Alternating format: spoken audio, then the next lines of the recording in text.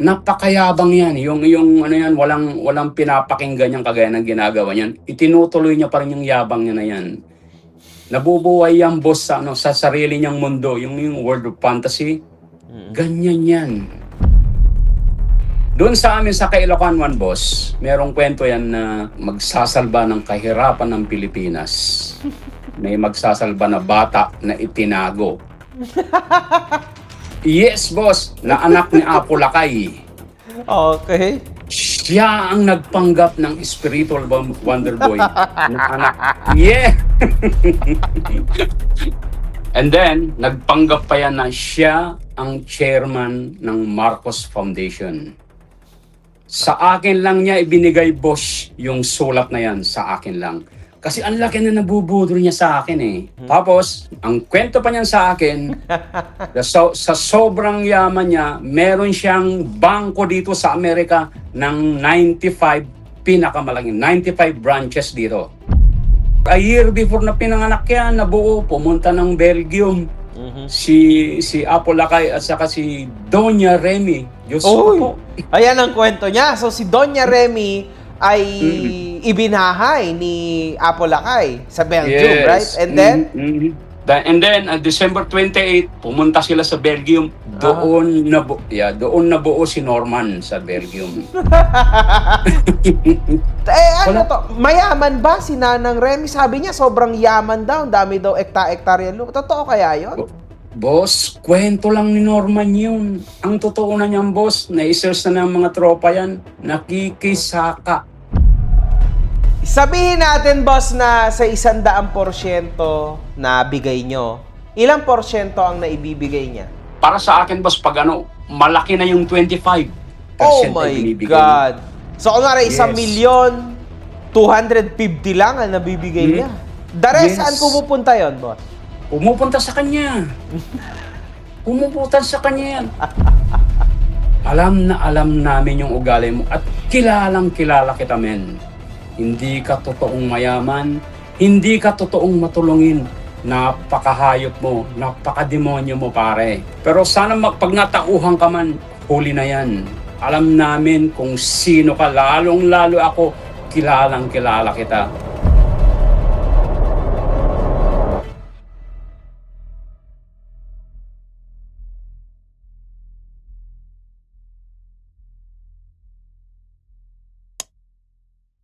Hinahanap mo ba ako sa Facebook? Na-report kasi yung main pero babalik yon. Pero sa ngayon, dito muna tayo sa second page ko, MGWM.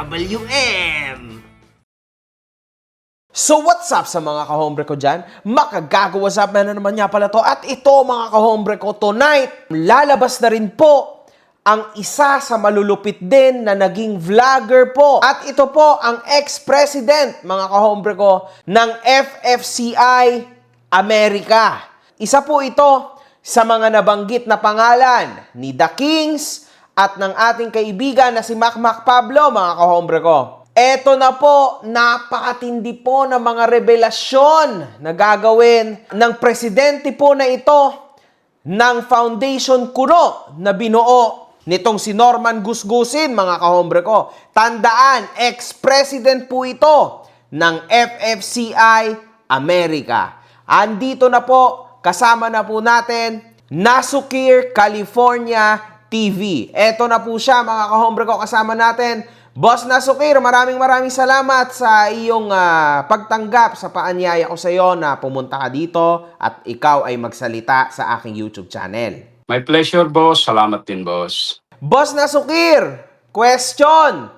Paano mo nakilala si Norman Gusgusin? Pakikwento sa amin, boss, please. Okay, salamat, boss.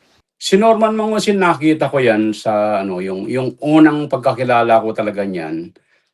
Nung lumabas siya sa Facebook, yung nagngangaw-ngaw siya na ayaw ra papasukin yung bigas doon sa Green Meadows Subdivision. Sa village niya, oo. Ito po yung bigas natin, galing Nueva Ecija. Dahil po nag-vlog ako kagabi at tinamaan yung aking mga kapitbahay, wala naman ho akong pinangalanan, ay pinagtutulungan nila ho ako ngayon. Pati yung mga security guard, ayaw hong papasukin yung bigas na para sana sa taong bayan. And every rules and regulation, In every law, there always been an exemption as long there is a justification if it is for humanitarian reason. Ngayon dahil do sa vlog ko kagabi, yung nangangalampag ako ng tao sa mga kapitbahay ko, wala naman akong pinangangalanan, ako ho ay pinag-iinitan ngayon ng subdivision namin dahil do sa aking mayayaman challenge. Tama. Yeah, si village niya, yun, nagngangaw-ngaw. Tapos, araw-araw na siya nagbablog, ngaw-ngaw na ngaw-ngaw. Nakita ko rin yung umiikot siya, dinadrive niya yung kunwari sasakyan niya na Mustang na umiikot sa subdivision, naghahamon ng mayaman challenge. Yun ang unang pagkakilala ko kay Norman. And then, every day, eto na pumasok na yung mga vlogger. Vlogger na yun, yung mga 14 vlogger na pumasok. Ang daming nagtanggol, lalo akong naniwala sa kunwari mayaman na matulungin itong si Norman dahil din sa kanila, kina Makmak, marami na Jojo de Guzman, saka and so forth. Kaya doon ako naniniwala. Kaya araw-araw ako naniniwala na nanonood, boss, sa kanya. Kasi nalilibang ako. Alam mo naman tayo, kaming mga OFW, boss, I consider myself OFW dahil pinapalabas nga ni Norman Mangusin na kailangan ng bayan yung kagaya natin at matutulungin. Kaya doon kami na-touch, boss, na pinapakita niya na nakita ko pa yung pumunta siya ng EDSA na tumutulong, nagbibigay ng bigas. Doon kami na-touch ng gusto, boss. Kaya yan, bumilib kami dahil lalong-lalo yung pag-aangat ni Makmak sa kanya kung sino siya, gaano kayaman. Dahil yung ngayon pinagsisigaw niya naghamon ng sunugan ng pera. Ako po ipinanganak akong super yaman. Makikipagsunugan talaga ako ng pera sa kanila. Gusto nila, sunugin nila ako ng pera nila. Pero sisiguraduhin ko, hindi pa ho ako napapaso. Ubos na yung pera nila. Pero pag sila ho sinunog ng pera ko, pati ngipin at buto nila, abo na. Yung pera ko hindi pa ho naaabo. Pero bago yan, boss, bago ako naging presidente rito, merong unang presidente ng FLM, Warrior ang pangalan ng grupo namin na, boss. Member lang ako. Ang dating presidente rito, babanggitin ko si Ice Freedom USA na babae na from LA County. Sila ang presidente dati. Tapos dahil naging active siya, dahil may business sila rito sa LA County. Sino may business? Yung dating presidente rito. Okay. Umangal daw umangal yung asawa niya dahil nakatutok na nga siya sa panunood kay Kulaong. Umangal. Kay Norman, nagreklamo na hindi niya kaya. Hindi niya kayang hawakan tong grupo. FLM Warrior pa ang pangalan namin. Wala pang FFCN ng boss. So, dahil sa paano naging magkadikit kami ni Makmak, tapos nakilala ko na rin si Yama, nagtatawagan na kami, naging Facebook friend. Nirekomenda ako, boss, nitong si Makmak at si Yama. Sabi ni Makmak sa akin, "Kuya Nasukir," tay ang tawag sa akin ni Yama "Kailangan ka makausap ni boss." Hindi ko alam kung ano yung kasasabihin sa akin ni Norman. Kailangan ka makausap. Ganito. Nung nag-usap kami, siyempre, galak na galak ako. Idol ko nga Galak na galak ako. Itinuro na lang ako. Sabi, "Nasukir, gusto ko ikaw ang maging presidente ng FLM supporter dyan sa USA. Kailangan natin." Madrama yan, boss Kailangan natin ng tulong ng bayan kasi yung account ko na-freeze. Tapos minumura na yung SEC na nag-freeze daw ng bangko niya dahil napakaraming pera niya. Inidolo ko nga ganun ang dating sa akin. Pero siyempre, galak na galak ako. Ang membro ko ng boss na ipinasa sa akin na is Freedom, 120 mahigit kami dito sa Amerika. 120 ang miyembro, tama? Yeah, ang membro, ang dami nun. Lahat OFW. Lahat OFW, may matanda, may mga retired na, may mga trabahador. Dito sa Amerika, boss. Kaya ganun ang nangyari. Naging magkadikit kami niyan. So 120 kayo na miyembro ng FFCI, tama? Ano po ang inuutos o ano po ang sinasabi sa inyo ni Norman Mangusin na plano niya raw o gagawin niya sa foundation na yan? Dahil ikaw na ang presidente ngayon, tama? So, ano yung pinaplano niya? Wala nang, ang plano lang niya, boss, yung mangolekta ng pera dahil tumulong. Kasi nakapokus lang kami sa tulong Tumulong tayo, kailangan tayo ng bayan dahil hindi kaya ng gobyerno. Saan po, boss, kayo kumukuha ng pera? Ay, ambag-ambag kami, boss. Ambag-ambag. Sinesend sa akin yan sa Western Union.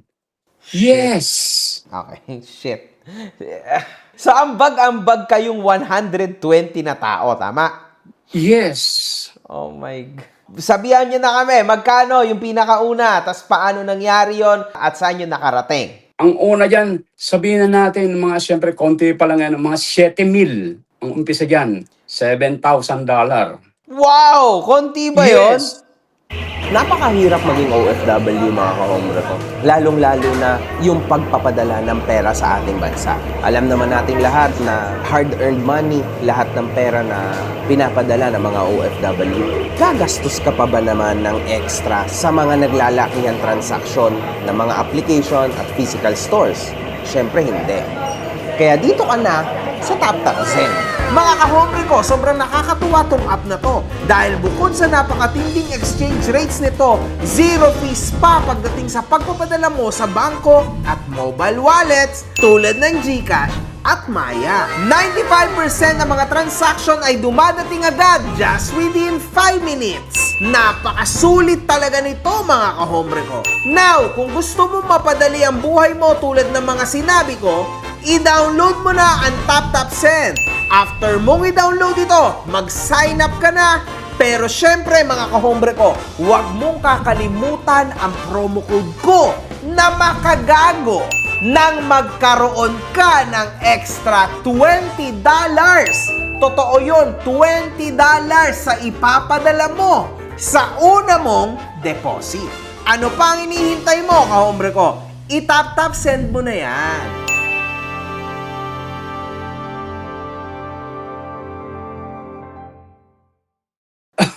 Ay, That's siyempre big. boss, ay ano marami, may nagbibigay pinakamababa, may 200, 150. Talagang grabe ang hirap namin yan na pagkuha ng, kasi Western Union alam mo naman dito boss, ang pwede lang mag-claim ng Western Union dito sa isa-isang araw, 24 hours, 3 tao. Biro mo pa paano ko kukunin yun, yung 120 na katao yun na magpapadala ng Western Union sa akin. Minsan may mga direct din sa bangko ko. Eh, grabe ang hirap namin, lalo yung misis ko umaangal na pagkatapos ng trabaho niya, magdadrive sa magkikita kami sa Western Union. Minsan nakipag-away Grabe na yun. rin. Tas wala kayong nakukuha, obviously. Wala, tama? Lahat ibinibigay Wala. niyo sa kanya. Padala lahat yan kay Edubilles o Rito Batalang. Padala lahat doon yan. Sino yon? Si Batalan? Kaya si Batalan, si Dong Batalan, yung bagman niya. Yes! So sige, eto mga kahombre ko, ipapakita po natin ang ilan sa mga resibo, okay? $7,000, boss, na sukir. Oh. After nun, saan po napapunta yung $7,000 nyo? Anong ginawa? Anong nakita nyong ginawa nila? Humanitarian, may pinapakitang video naman. Okay. Video na itinutulong. Kaya, kami naman boss, lalong-lalo sa akin, tuwang-tuwa kami dahil may mga tao dyan na nagpapasalamat, umiiyak dahil tumutulong. Tuwang-tuwa na kami noon. Dahil talagang napupunta. Wow. Kami lahat boss, nami-meeting kami. Zoom meeting, napakarami niyan isinesela sa akin ni Dong. Okay, clear. So ngayon, do you think yung unang palipad nyo, let's say, lahat yon napapunta sa humanitarian ni Norman Gusgusin? Lahat? Hindi boss, hindi. Oh, bakit? Can you explain us, please? Boss, nakikwenta ko na yan. Nakikwenta, siyempre may mga professional din kaming kasama sa na.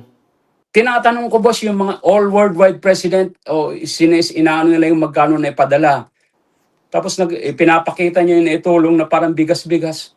Parang wala pang kalahati, fresh na sukir yung naibibigay. Yun ang namin.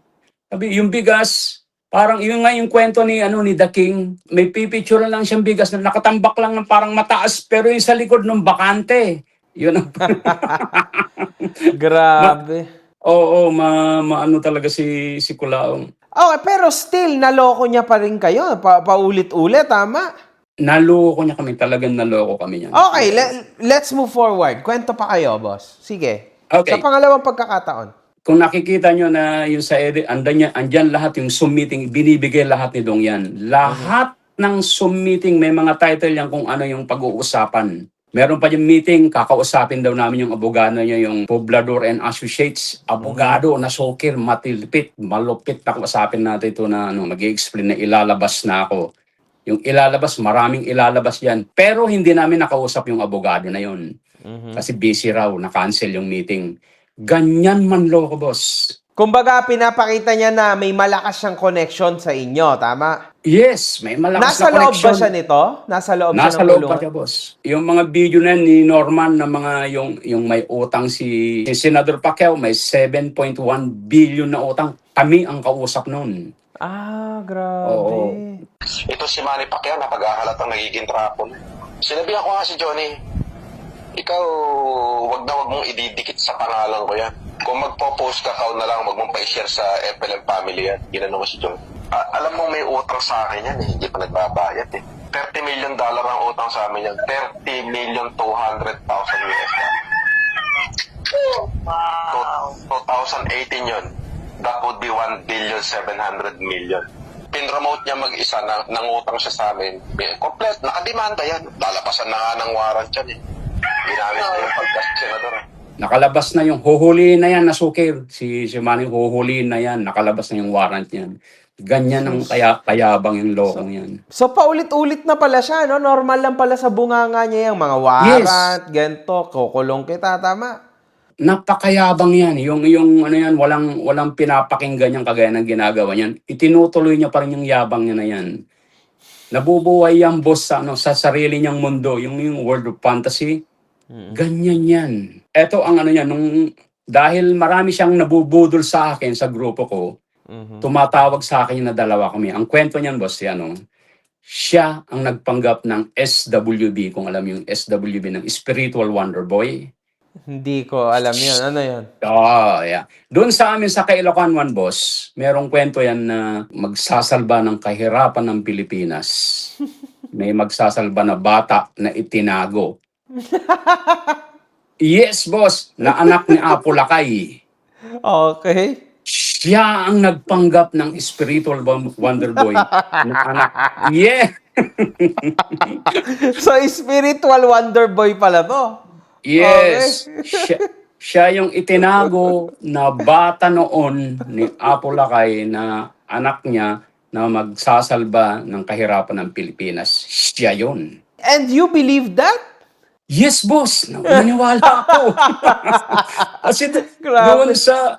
Yes, boss. Kasi doon sa Kailocan nga sa amin, alam na lahat ng Ilocano, Norte, saka Sur, Ilocosur, merong ganyang kwento noon. Okay. Hindi ko naman kayo masisisi, boss, kasi syempre medyo malayo yung age gap din natin. Alam mo yun, boss? Yes, boss. Eto, mga kahombre ko, ito yung madalas kong sinasabi sa inyo. Even yung magulang ko rin, no? Yung mga magulang ko, gento din. Ang bilis ding mapaniwala and eventually, naglilid po ito sa pinakamalaking kalokohan or else pambubudol. Kaya ito din yung motibo, no? Kaya ako nandito. Para ipakita sa inyo at talagang mulatin kayong lahat na, look guys, wake up. Kasi literal na nasa matindi kayong hypnosis. Kasi talagang legit, crazy to. Mga kahombre ko. Kasi kung ikaw ay vulnerable, kung ikaw ay very innocent, talagang mabubudol ka ng mga taong to, mga kahombre ko. So you need to be careful, lalo na sa mga OFW, makinig kayong mabuti sa kwento ni Boss Nasukir. Makinig kayong mabuti. This is very, very important. Okay? And then, nagpanggap pa yan na siya ang chairman ng Marcos Foundation. Sa akin lang niya ibinigay, boss, yung sulat na yan. Sa akin lang. Kasi ang laki na nabubudol niya sa akin eh. Tapos, ang kwento pa niyan sa akin, sa sobrang yaman niya, meron siyang bangko dito sa Amerika ng 95 pinakamalaking, 95 branches dito. Wow! Yes! Alam nila lahat 95. yan.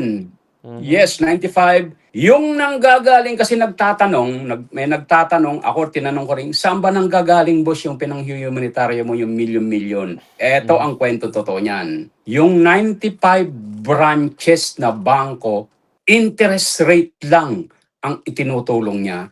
Kasi yon ang nakalagay sa power of attorney ni Apo Lakay. Hohoy! Yes! Alam nila yan. Alam ng lahat yan. Okay, inuulit ko, yung interest rate lang ang kailangan itulong sa kababayan ng ano. Kasi yun ang Nakarelease sa pinirma ng power of attorney ni Apo Lakay. Mhm. Kaya hindi niya pwedeng galawin yun ni Singkong Duling kasi yun ang pinirmahan niya. Yan ang kwento ni Norman. Bakit? Ano ba siya ng dating Pangulo? Like, ano bang kwento niya? Anak siya ni Ferdinand Yes, anak Marcos? siya. Meron yan. Anak siya. At siya gawa ng Belgium. May video na kami dyan.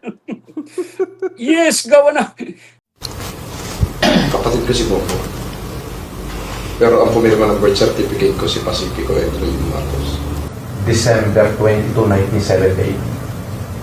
Kung yun ako nagkakamali. Saan ka na? 1978. December 22, 1978. Nagpunta sila ng Belgium. Doon ako binuo. December 28, basta a year before na pinanganak yan, nabuo, pumunta ng Belgium. Si Apo Lakay at saka si Doña Remy. Diyos ko Oy! po.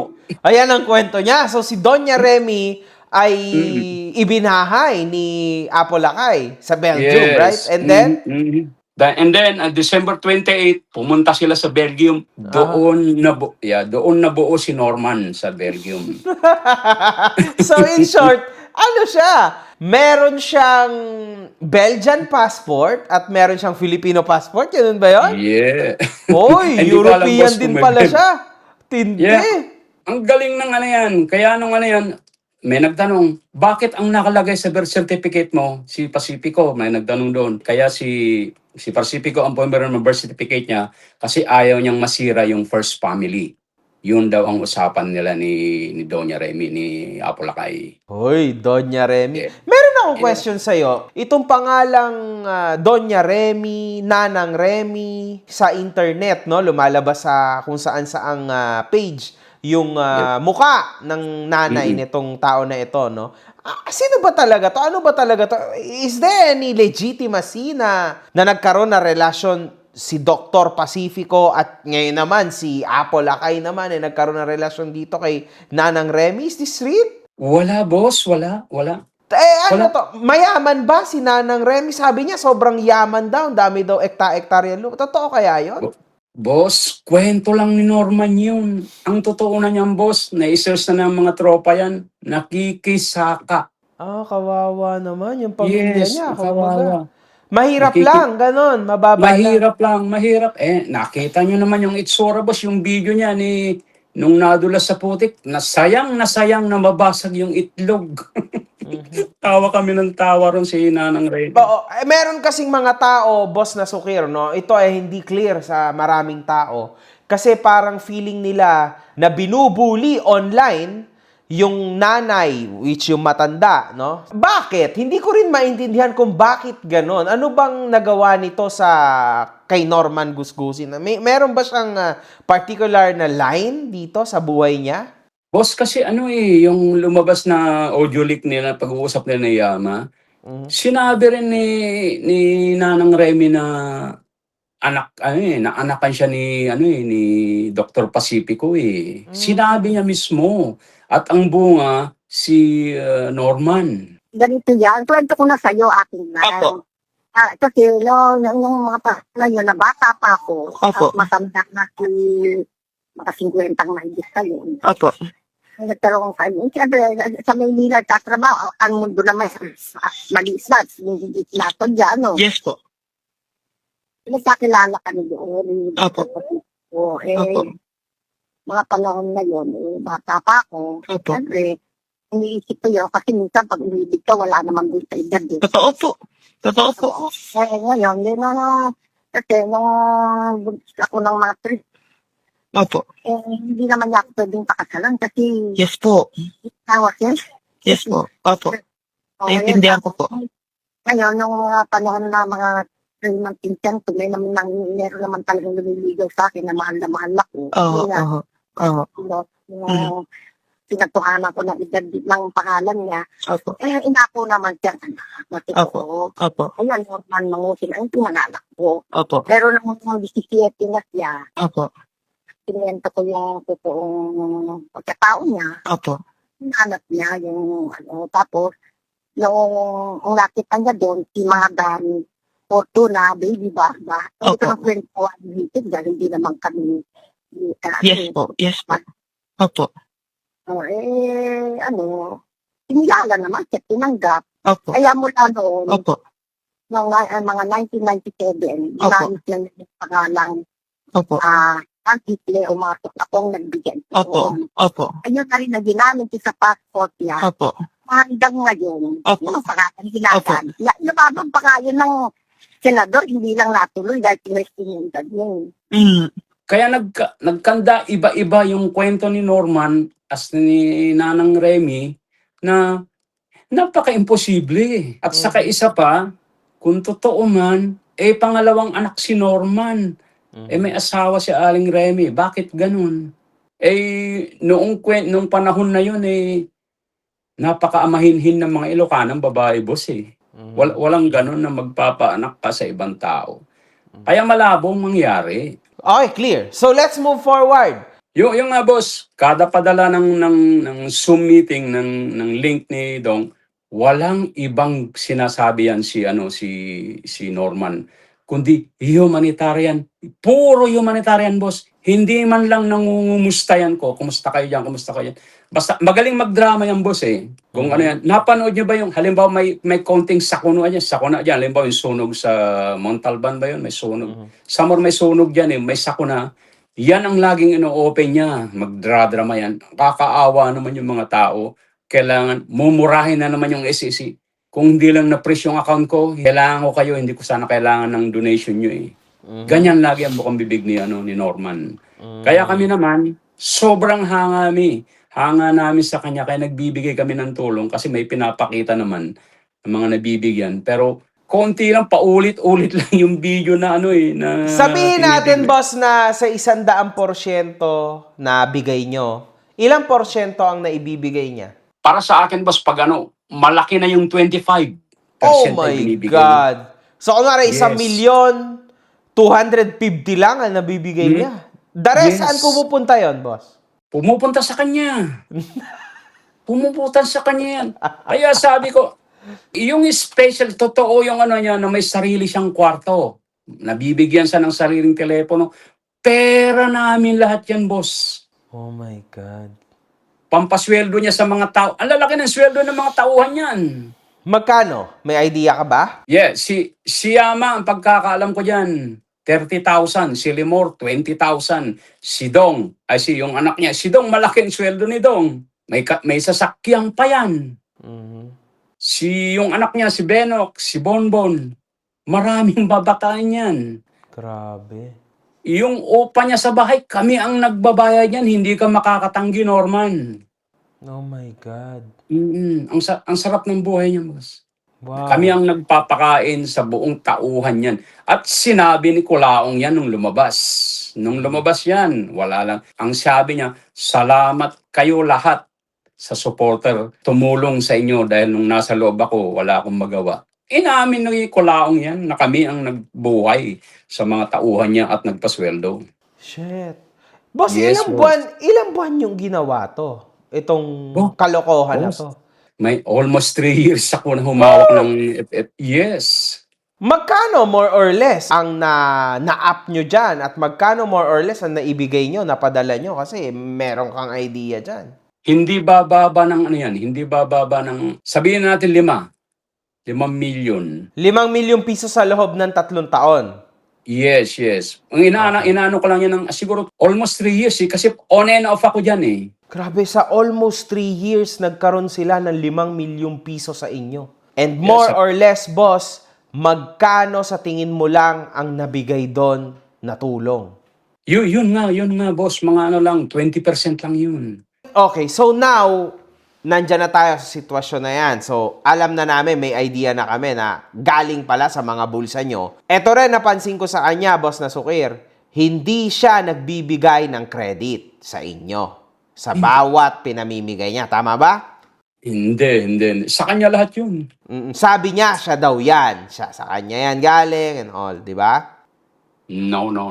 Mapapatunayan namin yan. Amerika lang yan, boss. Ang dami namin na FFCI worldwide. Isa pa, tama. So ngayon, lumalabas na sinungaling din talaga siya sa part na yan. So ngayon, eto pa yung isa sa question ko. Kung ang pera niya, no, dumarating through FFCI worldwide, tama, dahil sa mga bulsa niya yan galing sa mga OFWs around the world na tumutulong sa kanya, no? Now, boss. yung mga palipad hangin niya sa YouTube, sa TikTok, ano yun? Bulsa niya na yun, tama? Pumunta sa kanya, iba pa yung sinabi ko. Sa kanya, mas Grabe. malaki pa yung boss. Yung Grabe. USA, ito boss, ang talagang malaking itinulong yan nung palipad, nung pumasok si Boss The King. Grabe ang nagpalipad ng mga ano yan. Minsan yung isang linggo, lalo nung mga siguro mga third day or first week ni The King, nakakaipon niya ng isang araw, isang gabi lang, $4,000. Wow. Yes, boss. Alam mo, lagi kong itinatanong to, no? Saan niya kaya dinala yung pera na yon? Totoo, question. May Yes. idea ba kayo? Hindi ko alam, boss eh. Palagay ko yung inaipon sa kanya yan, pinagyayabang niya doon sa loob ng kulungan. Hindi na kami naghahanap eh dahil nabobola kami. Minsan pag nagagalit ko, pag nagdududa ka ngayon, pagpapasok kami sa Zoom, parang nawawala eh. Nawawala yung galit namin dahil hindi kami pinagsasalita. Sinosolo niya yung pagsasalita ron. Puro kayabangan, puro kayabangan. Grabe. Tindi talaga, boss. Sige. Ang totoo niyan, boss, ako talaga, ito aaminin ko, ako ang pinakatanga na naging supporter ni Norman. Okay. Ako ang last man standing. Umalis na yung nung umalis yung 14 Vlogger boss, ang dami nilang nahila na membro ko. Almost 65%. Kasi ang dami naniniwala kina Makmak, kina DJ Byron. Shoutout pala kay DJ Byron. Ang daming naniniwala diyan kaya nahila nila yung mga membro ko. Kaya bumagsak talaga yung membro ko ng FFCI noon.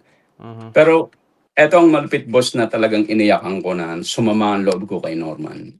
2022, kung yung July, natandang-tanda ko pa yan, na sentro ng lindol yung Abra. Grabe ang pinsala. Tapos nag-Zoom meeting kami, binigyan ako ni Parendong ng link. Halika na pare, sabi niya, punta ka na, ako na bahala magsabi, sabihin natin yung nangyari sa Abra ng lindol para makapag-ambag-ambag yung FFCA World War ng tulong. Alam mo boss, ang nagsabi, naghihintay ako nung anong sasabihin ni Kulaong. Alam mo yung sabi niya, boss, andito na si President Nasuki ng Amerika. Siyempre, presidente na si Manong BBM noon. Bayaan mo na yung presidente dyan. Nandiyan naman sa Caloocan noon. Siya nang bahalang tumulong dyan. Alam mo boss, yung expect ko na andun lahat ng FFCI Abra, para akong nabuhusan ng malamig na tubig na Nagulat ako. Grabe ang sama ng loob ko. Kasi bago kami nag-Zoom meeting, nakikita ko na yung mga kababayan ko sa Abra, kapitbayan namin, na natutulog sa gitna ng kalsada. Andun na lang, walang tarpaulin, giniginaw. Grabe. Kasi takot na takot silang pumasok sa bahay nila kasi nga may mga aftershock. Tapos ayun pala yung sinabi ni Kulaong na pabayaan mo na diyan. Ibig sabihin, ni singkong duling boss, hindi nagbigay ng tulong yan. Pero may padala kayo. Yes. So this time binul sa lahat? Parang ganun ba ibig mo sabihin? Ine-expect ko na sabi nga ng isang kasama ko, papangalanan ko si Janet Baronia ng Japan. Ano ba yan si Boss Kuya Nasukir? Kahit tayo na lang membro sana ng FFCI, ng Abra, nang mabigyan na ng tulong. Sabi ko, wala akong magawa eh. Nanahimik na lang ako, boss. Alam mo, yung araw na yun na sinabi, gusto ko nang umalis ka na kay Kulaong. Pero iniisip ko yung mga tao sa likod ko. Na siyempre masasaktan sila, mahal na mahal nila si Kulaong. Kaya nagkinibit balikat ko na lang yung sama ng loob ko. Umabot pa ako ng March 2023 hanggang sa umalis ako. Wala na tama yung sabi ni Makmak, pag andun yung galit mo, pag nakausap mo, parang nawawala, nahihypnotize kami sa kalokohan ni Kulaong. Grabe. Yeah, sama ng loob ko ng men. Okay. Umiiyak ako halos gabi-gabi yung yung tumatawag yung mga pinsan ko, umiiyak yung anak nila na minsan sabi ko, sandali, nagpa-aftershock na naman. Grabe, umiiyak ako, boss. Hindi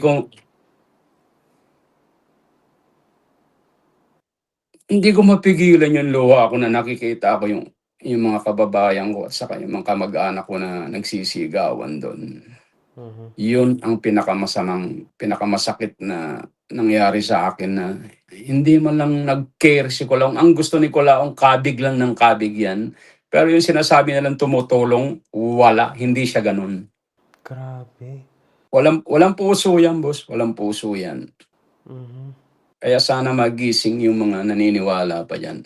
Meron pa, boss, ha? Kasi ang dami niya pang natatanggap hanggang ngayon na mga palipad hangin sa YouTube, ha? Kahit Yes. trippings lang, pero ginagawa siyang comedy, pero Mga ano na mabigat-bigat lang pa yung rin. boss. Yung naniniwala sa kanya ngayon, wala na yung kasama namin dati. Wala na. Puro bago lang yan. Kasi nabobola nga eh. Alam nyo naman, kaya wow. Tapos yan, ituloy ko yung kwento, umabot pa ako ng July. May mga humanitarian, nagbibigay pa rin kami. Ako pa rin si Bigay. Ang kwento niyan, yung huling humanitarian na nagbigay kami doon sa Bintar, nangyari yan ng January 2023. Iyon ang huling humanitarian namin na nag-join kami. Ang laki rin ng naibigay namin doon. Magkano yan, more or less? Mas konti na lang kami ron. Hindi na bumababa ng ano yun. Hindi na bababa ng 10,000 yun. Putang ina. Yes, boss. Tapos sa hard-earned money niya, grabe, ang tindi. Yeah. Naloko kayo ng ganyan, ha? Napaniwala kayo ng ganyan? Ang tindi naman. Kaya boss, masama ang loob ko dyan dahil naging kasangkapan ako sa mga tao rito na nabudol. Dahil siyempre ang nakakausap ko si Kulaong, kung anong sinasabi sa akin ni Kulaong, yun ang i-relay ko sa kanila. Kaya yan ang sama ng loob ko, boss, na nagamit ako ni Kulaong na minsan may mga nanay na meron 3 nanay rito at isang tatay na ibinibigay yung humanitarian, boss. Alam mo nangyayari. Saka na magbibigay kapag na pension na nila. Yung retired na sila nagpe-pension. Sabi na, Presyo Sukir, gusto ko magbigay ng 100 kasi hindi pa tumana. Sabi ko, Tay, Nay, ako na po bahala. Inaabunuhan ko lahat yan, boss. Inaabunuhan ko lahat yan. Bakit? Kaya- May quota ba kayo? Ganon? Yeah, me. Shit. Ang ano yan ni boss ni Kulaong, kinukutahan kasi nagpapaligsahan kami ng palakihan ng humanitarian. Halimbawa sa Canada, magbibigay ng McLean. Sa Japan, ang kapaligsahan ko yan, boss, na nagbibigay ng malaki yan, Japan and Canada. Tanong nakukuha nyo pabalik? Wala, boss. Talagang naano kami dyan. Itutulong. Lalo sa Sorsogon, boss, yung sa Bicol, Sorsogon, Bicol. Ang laki nang naibigay namin dyan. Grabe. Ang lakas manguto niyan. Sasabihin tatawagan ako ni Kulaong. Sukir, ganito ang binigay ng Canada, ganito ang binigay ng Japan.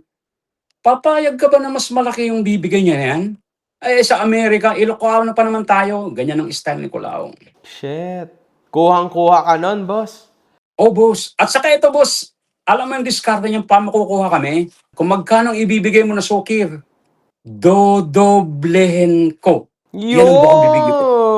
Yes, boss. Kaya kami na mga presidente, gusto namin madoble, mas maraming matutulungan tao. Pero hindi totoo yun, syempre. Hindi totoo. Wala. Yan si dodoble. Konti lang ang naibigay ng Hong Kong. O sige, ito lang naibigay. Triplihin ko na yan. Yan ang style. Ganyan ang modus operandi ni Kulaong. Wow. Ang sama ng ugali. Sinungaling. Meron pinagawan pa kami ng si Jojo de Guzman gumawa ng t-shirt. Ito isang maleta, boss. Pinagawa kong t-shirt. Lahat ng membro ko, mostly 90% binayaran ko lahat yan. Shit. Inabunuhan ko pero hindi ko siningil. Ang dami nito, boss, isang maleta to. Ano ko lang yun. Kasi magulo na eh. Isang maleta yan, boss. Sinong gagamit niyan? Yung mga membro ko may nag-order ng 4, nag-order ng 5. Inabunuhan ko lahat yan. Ngayon, wala na. Patapon mo na yan. Tatapon mo na dapat yan. Pinanglilinis ko na lang ng kotse, boss. Pinanglilinis ko ng kotse, inabunuhan ko lahat yan. Pero yung mga nag-order na, hindi na ako nagreklamo kasi wala naloko sila eh. Hindi na nila kinuha. Nakakalungkot yan, boss. Masyado na Yeah, pala boss. talaga kayong... Bali, yung huling humanitarian namin, 2023, dun sa Bintar, Ilocos Norte, yun ang malaking humanitarian namin, nakasama pa ako. Mhm. February, naglalaylo sa humanitarian. Halos naikot na yung naikot na yung kanortehan, yung pinagbibigyan ng humanitarian. Eto pa bago ang lahat, boss, ha. Kasi palabas na raw siya. Mhm. Palabas, ito na lang, konti-konti lang yung ano. Nung March 2023, meron tayong malaking humanitarian. Gugulatin natin ang Pilipinas. Yan tirada niya. Tapos ang sabi niya sa amin, lahat ng membro ng USA umuwi kayo, bibili ako ako nang magbabayad ng airplane ticket niyo. Yun! Yes. Tapos nasukir, humanda ka, ikaw ang mag-i-speech. Meron akong contact sa loob ng Manila Bulletin, Manila Bulletin yan. Pangalan mo, mukha mong ilalagay sa front page na yan. Ako naman, tuwan-tuwa. Nakaready na ako speech mo. Nakaready na ako mag-speech doon. Sabi ko, wow. Tapos, sa kayabangan ni Kulaong, boss. Siguro, siyempre, umuuna ako nakausap ko yung pero yung may kasama ko rito na, sabi, ha? Ang dami natin press, sabi nila. Sabi ni boss bakit yung ibilis natin ng ticket sa atin, bakit hindi na lang idagdag sa humanitarian ng Yun! Oo. Para mas malaki, biro mo, pag magpapamasahe tayo ng 2,000, sabi ng 2,000 round trip. Mhm. Yun ang sinabi ko kay boss. Huwag kayong mag-alala para i-proud tayo na ikaw talaga ang malupit na presidente ng Amerika. Yan ang Yan.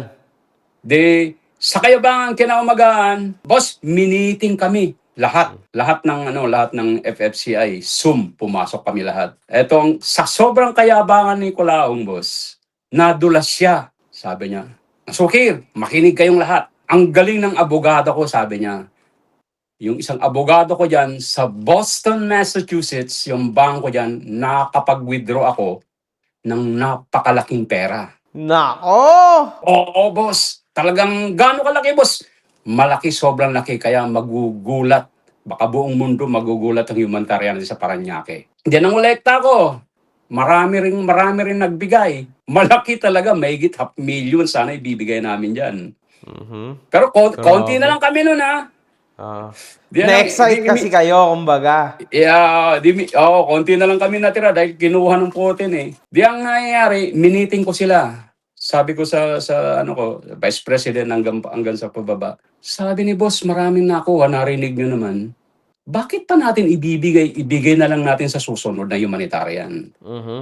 Yun ang sabi ko sa kanila kasi malaking pera yung Di ganun ang ginawa namin. Susunod na meeting, yun ang sinabi ko. Hindi na, Sukir, ipadala mo na. Sabi, boss naman, iyan na natin sa susunod na Yun ang umpisang nagalit si Kulaong.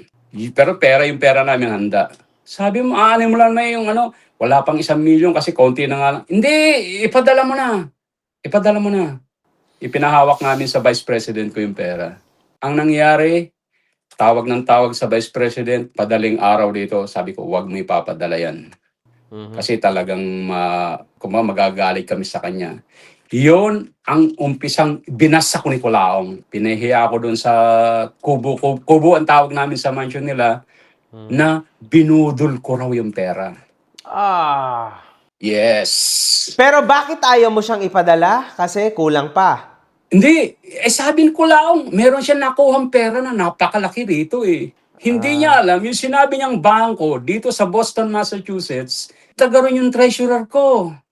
Sabi niya, Pres, walang ganung bangko na sinabi ni Norman, sabi niya. So dito, medyo naniwala na kayo na may iba na talaga dito.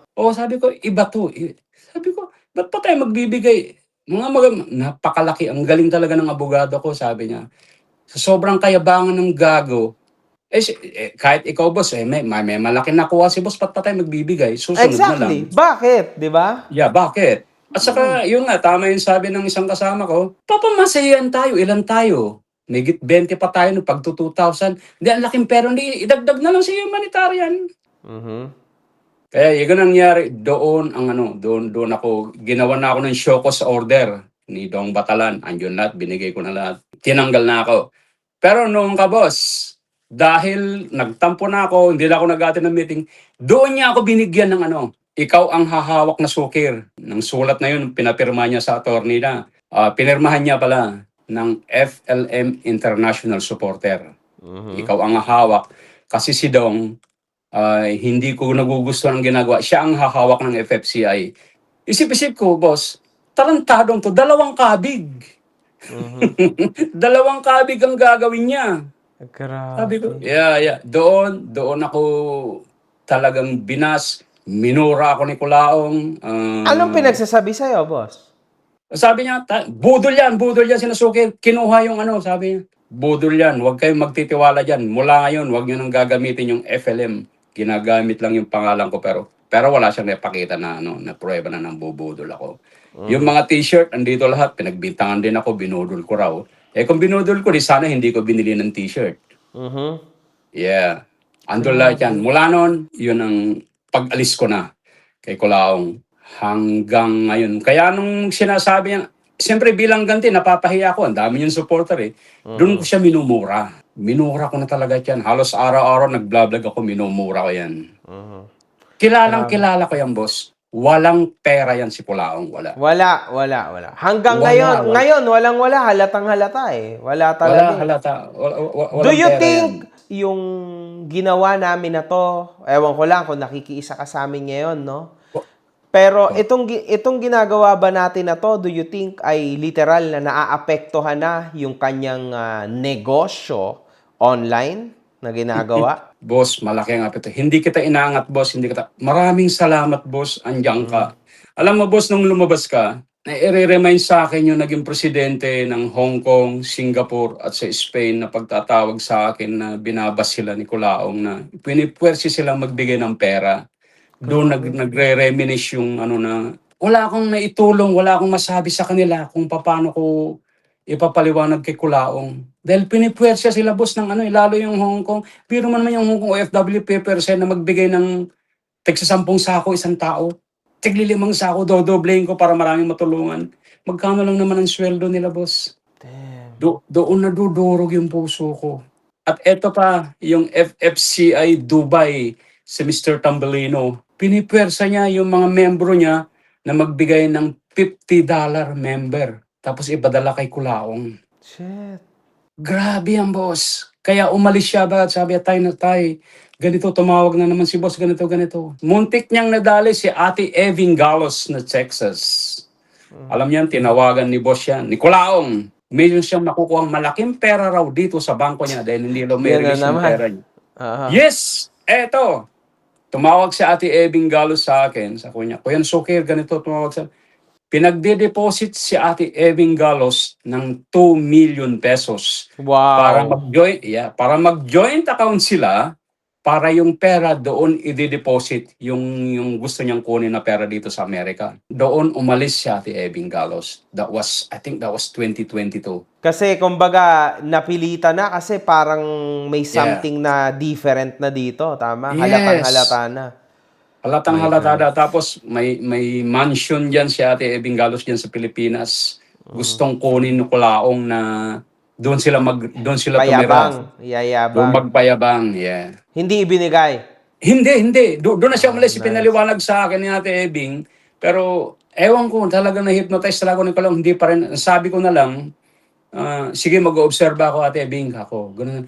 Yun, 14 vlogger boss, yung bago umalis si Makmak, tinawagan ako niyan. Sabi niya, Kuya Sukir, ganito, ang dami na talagang Ang sabi ko lang sa kanila, maalala ni Makmak, Mak, pasensya ka na. Sige, mag-observe ako, maiiwan ako. Yun lang ang sinabi ko. Ang masipag na magpadala dyan ng papeles, si Papa Trix, at saka si Makmak. Napaparo ko inganyo na umalis na.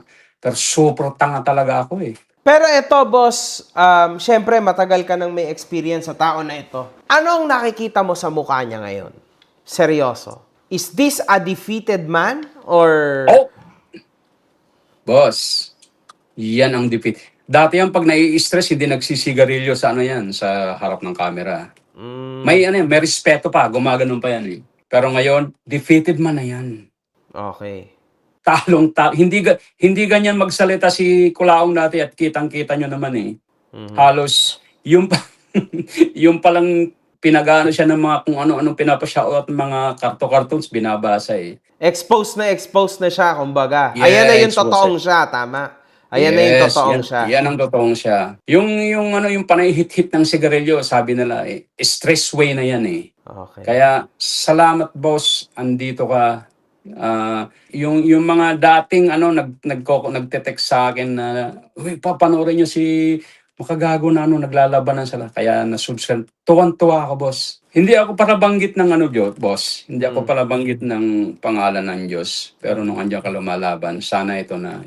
Ako, boss, ang takbuhan dati ng problema ng mga nabudol. Kasi ako nga yung presidente ng America, Kaya sabi oo, ko, dyan. kaya sabi ko, sana ito na yung kasagutan, boss, ng pagiging magbigay ng hustisya sa mga nabudol na kagaya namin. Sana ikaw na, boss, yung makatulong sa lahat ng sagot, sa lahat ng hustisya ng mga binudol ni Culaong. Boss, alam namin, nasa likod mo kami. Ikaw ang magiging kasagutan.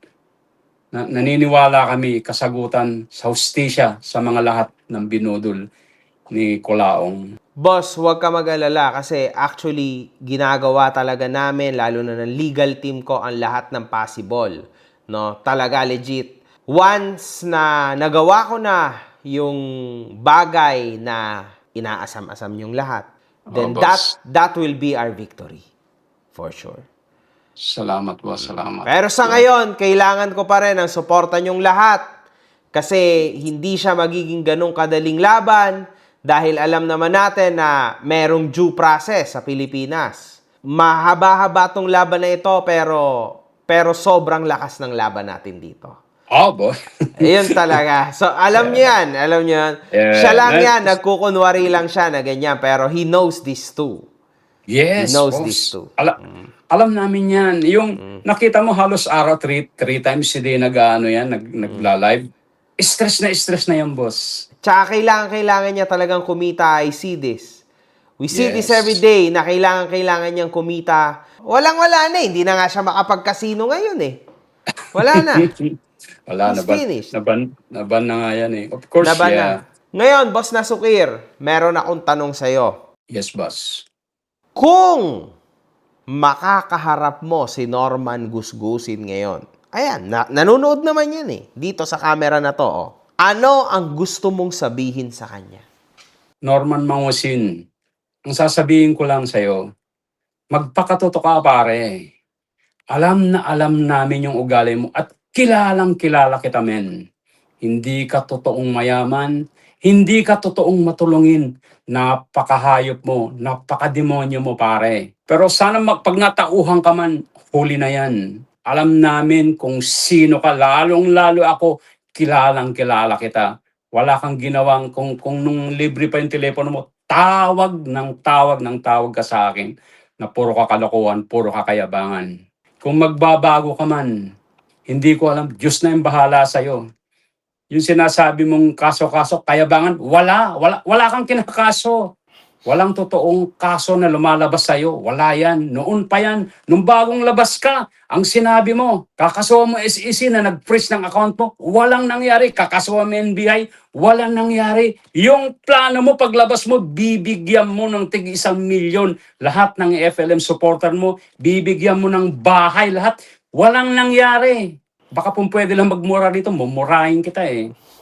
Ano yung tig 1 milyon? Yung plano mo na paglabas mo, naggagawa ka ng bus. Kada isang bayan ng Pilipinas, gagawa ka ng bus na magbibigay ng medical health. Walang nangyari, Culaong. Yung sinabi mo na magpapagagawin mo na mini Las Vegas ang Olongapo, walang nangyari. Puro ka kasinungalingan, Culaong. Puro ka kasinungalingan, kilala kita. Mahiya ka naman. Kaya pati yung magulang mo, nanay mo, nadadami sa kagagawan mo eh. Meron ka naman ng mayaman na hindi mo man lang maipakita, mabigyan ng Christmas gift yung nanay mo at magulang at mga anak mo. Tarantado ka, may kalalagyan ka ngayon kay Boss MG. Kaya nang sabi ko, Boss MG, nasa likod lang kami. Hindi ka namin pababayaan, boss. Maraming salamat. Maraming salamat sa iyong magagandang salita, Boss Nasukir. Pero ito rin, uulitin ko lang, tulad ng sinabi ko kay Boss Mac at kay Boss The Kings, no? Hindi ko kayang mag-isa ang laban na ito Kailangan ko ang tulong nyong lahat. So kung maaari, Boss na Sukir, sana magbalik loob ka sa iyong pagbivideo at patuloy mong i-expose ng paulit-ulit ang tao na ito. Bakit ko to sinasabi sa'yo, Boss na Sukir? Kasi hindi naman namin kayang mag 24 hours na naka-live or online kami or gumagawa ng video tungkol sa tao na ito. We need to be united kasi hanggang ngayon, meron pa ring naniniwala sa kanya. And huwag nating kalimutan mga kahombre ko, itong tao na ito madaling araw na madalas nagla-live. You know why. Dahil OFW na po ang gising sa ganyang mga oras. Dito kasi sa atin sa Pilipinas, paubos na. Halos wala na talaga siyang nakukuha, no? So now, madaling araw po siya bumebuelta. Kaya kung ako sa inyo, Boss na Sukir, dapat makuha nyo yung atensyon ng mga tao na maaari niya pang magawan ng tulad ng ginawa niya sa inyo. Yes, boss, gagawin namin yan. Maraming salamat, Boss na Sukir. At na-appreciate ko ang iyong pagtaas dito at ikaw nakipag-usap sa akin. Gumaan ba ang buhay mo nung nawala ka sa circle nitong tao na to? Sumobrang gaan, nawalan yung tinik, nabawasan yung problema ko kasi ang laking problema ko pag may nagsusumbong na wala akong magawa, wala akong maisagot eh. Ayun, I'm happy. Masaya na kami, napakasaya namin. Meron pa rin akong team ngayon, boss, na Team USA Elite and Friends na gumagawa kami ng humanitarian. Abangan nyo guys, humanitarian namin. Ayun, Yeah. nice. I'm happy. Marami. I'm very happy to boss. hear this. Oh, boss. Of course, Kayo na lang. Kayo na Yes. lang gumawa niyan. Mas maganda. Kami na lang. At Yes. rules ko, ako pa rin ang presidente nila, boss. Nice. Ngayon, Tuloy mo yan. Gawin nyo lang yan. Pero sa ngayon, kailangang magbayad ng tao na ito. Yun lang mga kahombre ko. Maraming salamat, Boss na Sukir. Ingat Salamat, ka dyan. boss. God bless Salamat, you. boss. One love. Good fucking vibes. Mga putang ina nyo kayo.